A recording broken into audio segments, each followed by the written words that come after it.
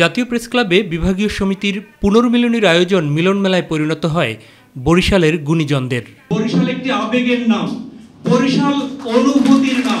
আমি কিন্তু ব্যক্তিগতভাবে গর্বিত, আমি আমার সন্তানকে শেখাই যে তুই বরিশাল্লা।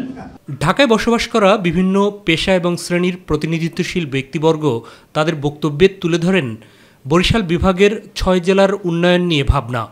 বরিশালের উপকূলীয় অঞ্চলে এমন গ্রাম এখনো আছে যেখানে আমার গ্রামের কথাই বলেন, যেখানে প্রাইমারি স্কুল নাই। আমার বরিশাল বিভাগের বিস্ফোরক লাইসেন্সের অফিসটা বরিশাল বিভাগীয় অফিস, কিন্তু লোকেটেড খুলনা। বরাবরই বরিশাল বিভাগ বঞ্চিত দাবি করে আগামীতে যারাই সরকার পরিচালনার দায়িত্ব পাবেন তাদেরকে এই জনপদের সম্ভাবনাকে কাজে লাগাতে উদ্যোগী হওয়ার পরামর্শ দেন আলোচকরা। সকলের দাবি, প্রাণের দাবি আমাদের বরিশাল, যেমন 6 লেনের রাস্তা আমাদের দরকার, ভোলার সাথে আমাদের একটা রোড কানেকশন দরকার, একটা ব্রিজ দরকার।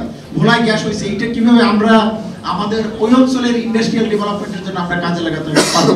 এই বারাপুরকে যদি সচল না থাকে তাহলে এইটা তো একসময় ধ্বংস হয়ে যাবে। বরিশালের বিভাগে অ্যাজ এ হোল যদি কোনো চিকিৎসা সংক্রান্ত, শিক্ষা সংক্রান্ত কোনো কাজে আমি কোনো অবদান রাখতে পারি তা আমাকে অবশ্যই ডাকবে। এখানে কোনো রাজনৈতিক পরিচয় থাকবে না, পুরোপুরি অরাজনৈতিক সমিতি হিসেবে, সংগঠন হিসেবে কাজ করা উচিত। দলমতের ঊর্ধ্বে উঠে তৃণমূলের জন্য কাজ করার অঙ্গীকার করেন অতিথিরা। আমাদের তো কিছু করতে হবে, কিছু হতে হবে এবং ভালো চিন্তাও করতে হবে। একই সঙ্গে একাত্তা হয়ে কাজ করব, এ প্রতিজ্ঞা এবং অঙ্গীকার তো আমাদের পক্ষ থেকে সবসময় ছিল, এখনও আছে। What thinks today Barishal, tomorrow thinks India. বরিশালে এরকম একটা ব্যাপার ছিল, তো এখানে গ্রেটার ইন্টারেস্টে সবাই আমরা একমত থাকবো। আমাদের ডেভেলপমেন্টটাই হচ্ছে সবচেয়ে বড় কাজ। এই দক্ষিণাঞ্চলের যে ভবিষ্যৎ রয়েছে এটাতে কেউ আর হস্তক্ষেপ করতে পারবে না। ইনশাল্লাহ আমরা আমাদের অঞ্চলের সমৃদ্ধির জন্য যা কিছু চিন্তা ভাবনা করি সব কিছু ইনশাল্লাহ যথাসময়ে বাস্তবায়িত হবে।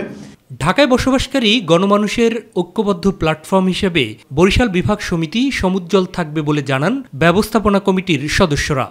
যুদ্ধকালীন তার ভূমিকার জন্য যে বীর বিক্রম উপাধিতে খ্যাত হয়েছেন তাদেরকে আমরা ধন্যবাদ জানাচ্ছি।